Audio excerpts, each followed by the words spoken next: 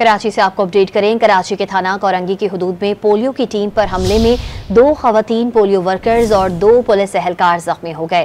وزیر اعلیٰ سندھ مراد علی شاہ اور چیف سیکریٹری سندھ نے حملے کا نوٹس لیتے ہوئے ایڈیشنل آئی جی کو پولیو ورکرز کی سیکیورٹی کو یقینی بنانے کی ہدایت کر دی ہے۔